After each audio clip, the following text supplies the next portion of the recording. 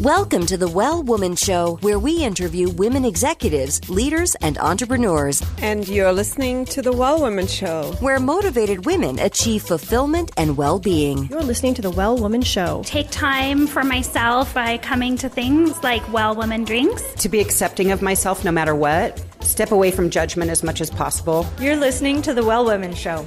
You're going to be in for a good ride. I don't regret anything. Everything I've ever done, I've learned from it, one way or another, good or bad. Being a little bit selfish for yourself, put your own oxygen mask on first and then give what's left. I'm a woman. I would prefer to tell my own story. My story, though it's very personal, is universal. You're listening to the Well Woman Show.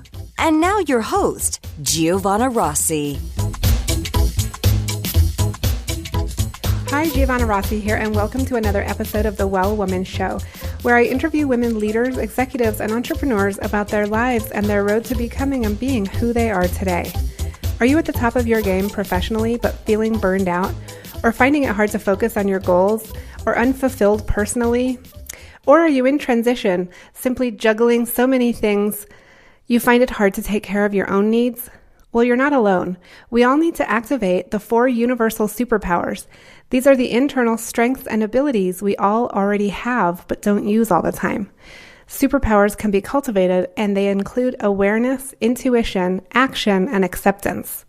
Toward the end of the show, in a segment called Superpowers for Success, I ask my guest about her superpowers, and the answers will give you the strength, perspective, and power to live a well-woman life. I'm so happy you're here, so thanks for tuning in.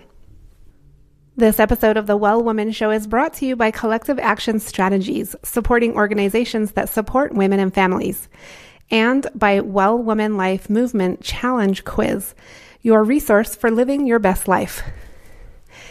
If you're in burnout or major transition, this is your time to figure out what's holding you back from making the changes you need to make in order to live your fullest, most joyful life. The cause of all of our challenges, personal or professional, can actually be rooted in the lack of internal superpowers and or external supports. Our Well Woman Life framework tells you which stage of the Well Woman life cycle you're in and what to do about it so you can truly live your best life. You can find out more at wellwomanlife.com/quiz. I'm so thankful for support from Natural Awakenings magazine in New Mexico, a monthly green, healthy lifestyle publication, and for support from High Desert Yoga, promoting optimum physical health, clarity of mind, and spiritual inspiration for all. Hello, well women. I'm coming to you from Atlanta, Georgia. I've actually been here for a couple of days at the U.S. Breastfeeding Committee Conference, where I have learned so much and met so many wonderful women working on all kinds of things, race and equity inclusion and breastfeeding and maternal health. And I presented on the Family Friendly New Mexico project. And I got to hang out with an old friend, and I did a bunch of interviews while I was here. So it's been super fun. I miss my kids. I'm going to head home later today and see them and the doggy. And I just had the most amazing conversation with my guest for the show today. First of all, I'll tell you about her. Jenn Roberts is an educator, facilitator, and mother who brings over 15 years of experience and passion in race and equity work. She began her career in education, teaching 3rd grade in Chicago public schools. After teaching, she went on to support new teachers in the classroom, develop curriculum for new teacher certification, and train school leaders in best practices in human capital. In 2011, she moved to DC Public Schools, where she helped to lead the DC Public Schools Office of Human Capital in developing the will, skill, and courage to interrupt inequities and create more equitable policies and outcomes for DC students. She founded Versed Education Group in 2015 to continue this work, assisting organizations in developing their skill to operate from a place of equity as a habit. She served as the equity and inclusion lead on the Make the Breast Pump Not Suck project and is a proud alumna of Spelman College, which she credits in nurturing her desire to lead through service. Jenn lives in DC with her spunky and creative 6-year-old daughter, Nia. So on the show today, we talk about her as an entrepreneur, her consultancy with race and equity, and also her superpowers for success, which are really amazing. On this episode, we're going to talk about what race and equity in your company or institution means, when to know you're ready to have a courageous conversation about race and equity, and also knowing when you're really good at what you do. So lots coming up on the show. Super excited about it. Here's my interview with Jenn Roberts. I'm speaking with Jenn Roberts, and she's the owner of Versed Ed, a race and equity consultancy in Washington, D.C. Welcome, Jenn. Thank you for having me. Jenn, I want to ask you, in your company, what are you doing and how does it impact women's lives and well-being? So what I'm doing right now in my work is helping folks understand a little bit better how race and equity integrate into their lives, and how they can use a lens of equity to change the way that they do their work.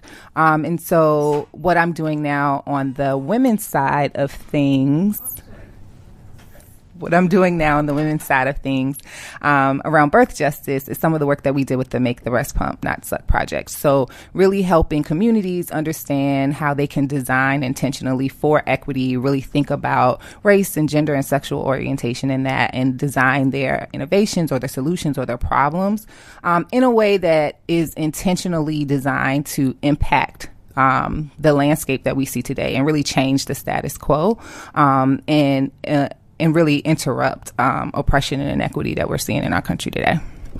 Okay, and what kind of clients hire you to do that work? Oh, I have a variety of folks. So obviously I worked with the breast pump folks, and that's out of MIT, but I work with school leaders at schools, mostly public or charter schools. I work with organizations who are education facing. So they provide services to different urban districts. And so I work with them as they provide those services to school districts. And then I also work with just business owners. So, chambers of commerce, people who have their own small businesses, anybody who is interested in really changing the way that they operate can be, I guess, a client of mine. And do they come to you already knowing what they need? Or is it sometimes a process and then they find you and sort of figure it out? I think they come to me thinking they know what they need. I think people come to me with very good intentions. If they get to me, it's usually because they've decided that they know they need to talk about racial issues or gender issues or equity issues.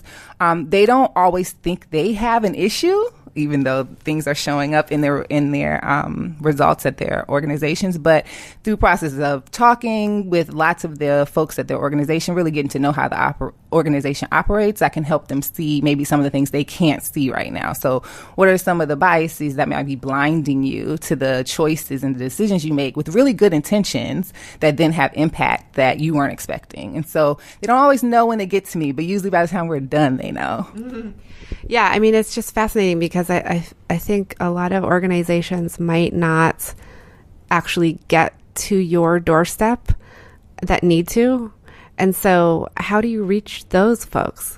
Yeah, I'll be honest, the majority of my work comes from word of mouth. So working with organizations that then realize their practices are changing. And so then they reach out to someone else and say, hey, you should contact her. We're doing things differently, Other folks, I would say in the first 3 years of my business, it's been more of fine tuning things and making sure that I'm picking the right clients who are ready to do the work, because everyone's not ready, I think, to do the work in this way. And so you really have to be willing to be vulnerable. You have to be willing to not get so sensitive about hearing that you might be messing up. And everybody's not in the place that they're ready to hear that, particularly leaders. And especially if you're a leader who built the organization, it's hard to then hear that the thing that you built might not be producing the best results. So you have to build relationships with folks, and it takes some time. But that also is then why folks will recommend people to me. I will say, like, in this next 3 years, one of my bigger goals, especially after being involved with MIT,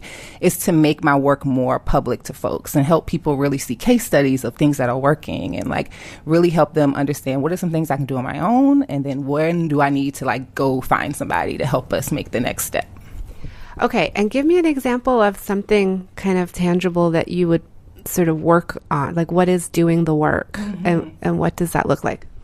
So something very simple, I think is something that I heard recently from a speaker at a conference that we were attending, and that is about really checking your own first thoughts about people.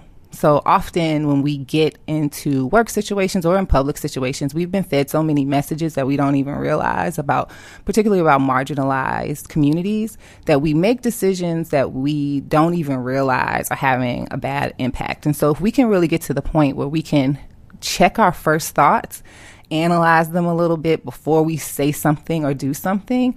Those are things that I tell folks to work on all the time. Like, who are you hanging around with? Like, who's in your circle? Like, who do you know?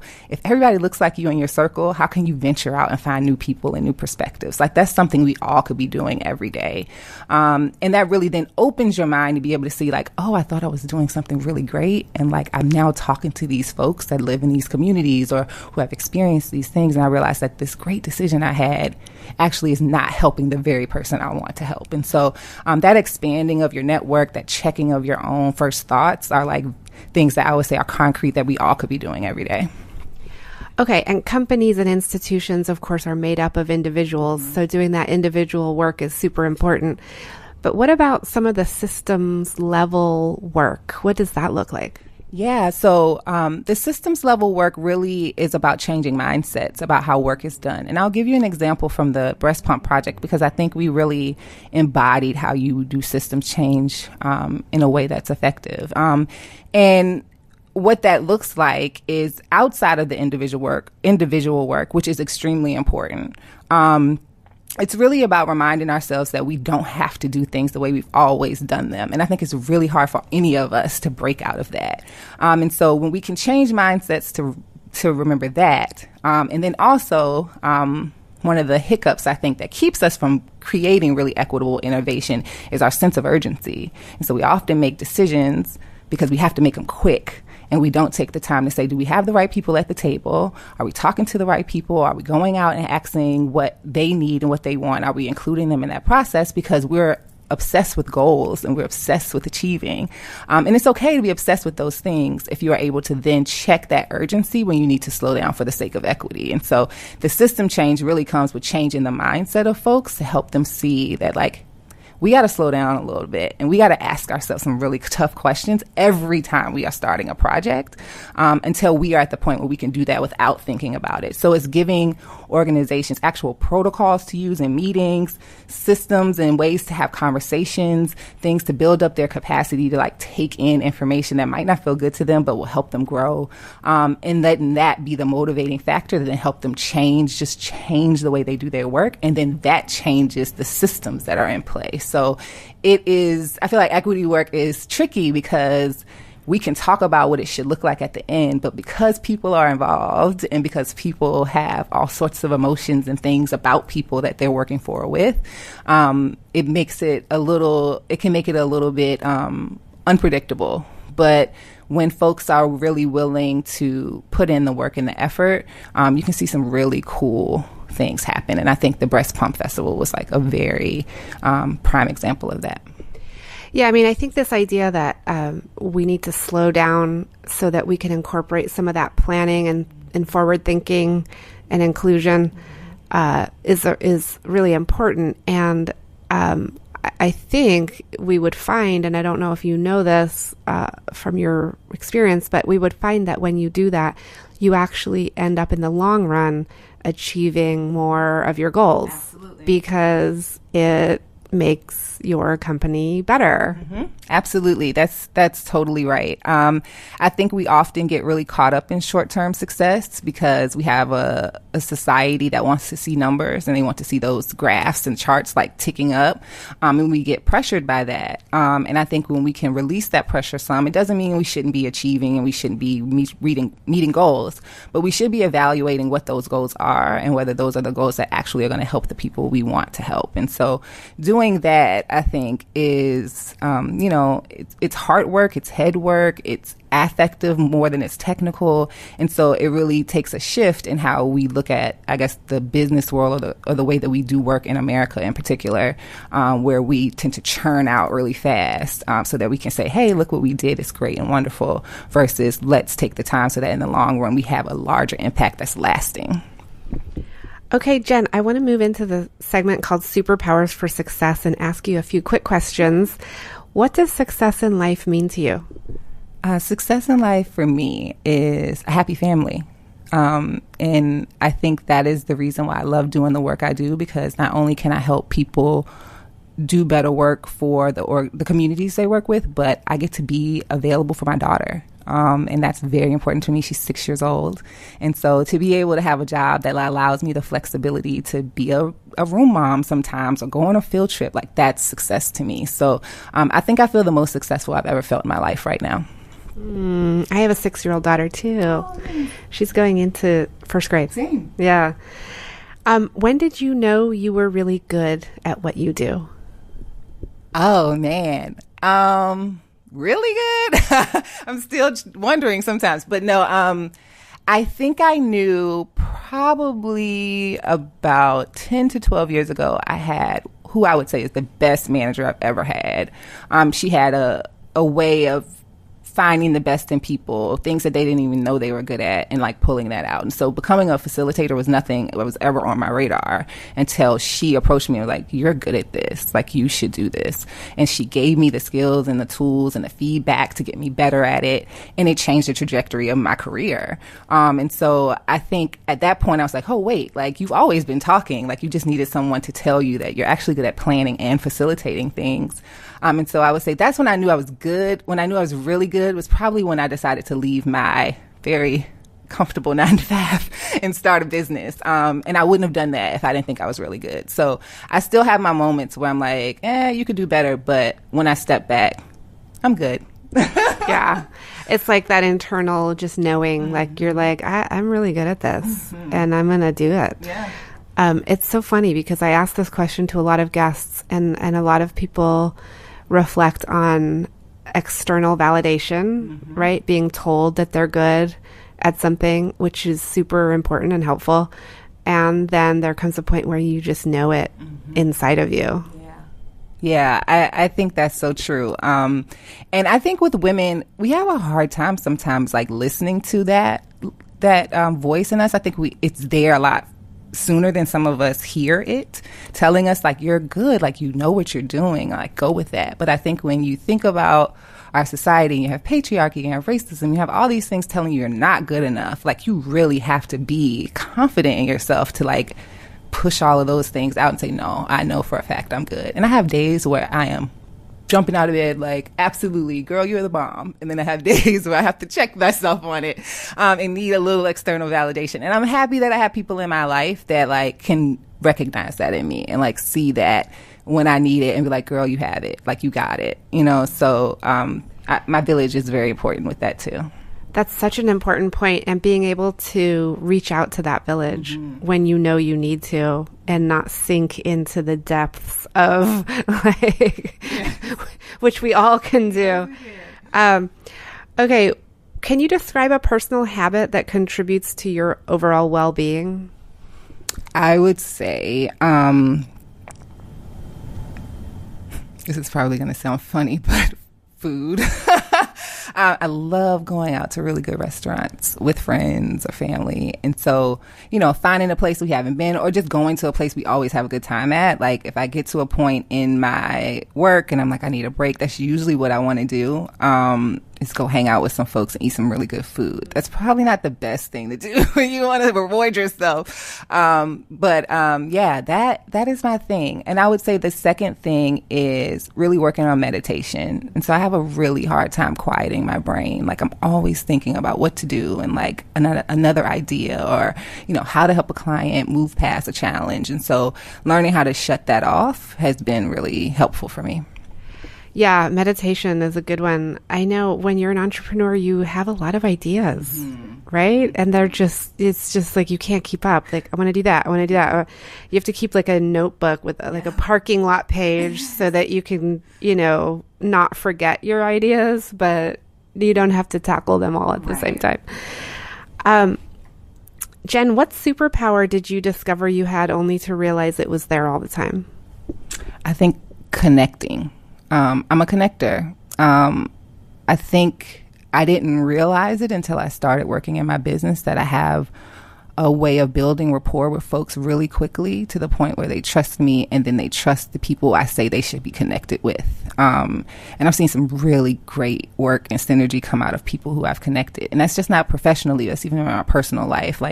And it took girlfriends that I've had since I was 7 to remind me, like, you've always been the glue. Like, you've always been the one that holds us all together, the one that organizes everything for us. So I think I didn't see it as an asset until I became my own boss. And I was like, wait, like, you have a network and you know how to put people together. So I think that's my superpower. Okay. And what advice would you give your younger self, say 10, 15 years ago? Stop sweating the small stuff. Like, it really doesn't even matter. Like, the things I spent so much time thinking about 10 or 15 years ago, which is, for me, was when I was graduating college.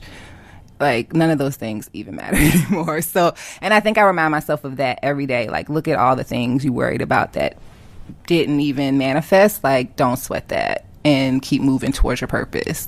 So yeah, I think I might want to put that up so I can remind myself. Yeah, that's a good one. Do you think she would have listened?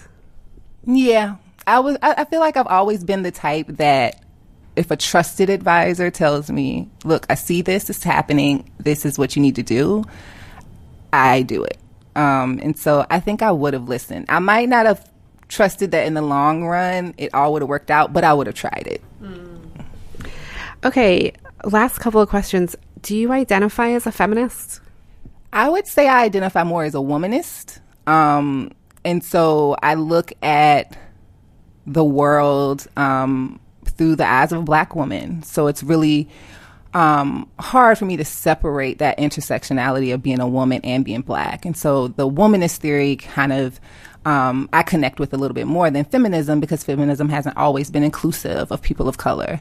And so this idea that I can root for and want the best for women and still also want the best for Black men in our community, I really connect to. Family's super important to me. And so I think that idea of that inclusiveness of the Black community makes me lean more towards being a womanist.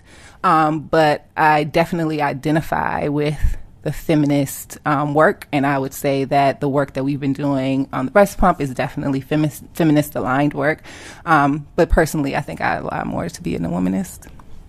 Okay, last question, Jenn. What are you reading right now? What's on your nightstand? Ooh, I would say less about what's on my nightstand, what's on my Audible, because it's hard to read these days. But I am finishing up American Marriage by Tayari Jones. She's actually a Spelman sister, because I went to Spelman College.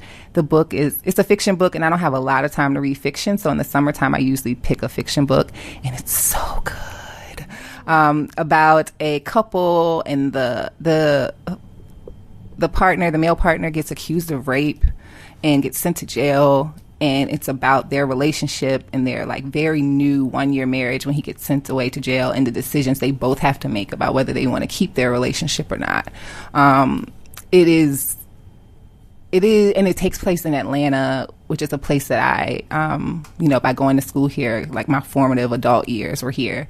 And so reading about places that I know about and these people who seem so real to me, it's an excellent book. I'm almost done. So yeah, I would recommend it to anybody. Okay, we'll put that in the show notes. And Jenn, it was such a pleasure having you on the show today. Same. Thanks for having me. Really glad to meet you. That's it for our show today. Remember, if you need support to live your Well Woman life, head over to wellwomanlife.com/Facebook to join us. Our monthly live event, Well Woman Drinks, brings women together to share our successes and challenges as women, leaders, moms, aunts, sisters, and all the other roles we carry. If you'd like to attend a Well Woman Drinks near you, or if there isn't one in your city yet and you'd like to start one, email info@wellwomanlife.com. If you enjoyed the show, please take a moment and subscribe in iTunes and leave a review. This helps raise visibility, which is super helpful when it comes to producing the show every week. For feedback, comments, or just to let me know you were listening today, find me on Facebook, Twitter, and Instagram @WellWomanLife. I'm Giovanna Rossi for The Well Woman Show. Until next time, have a super powerful week.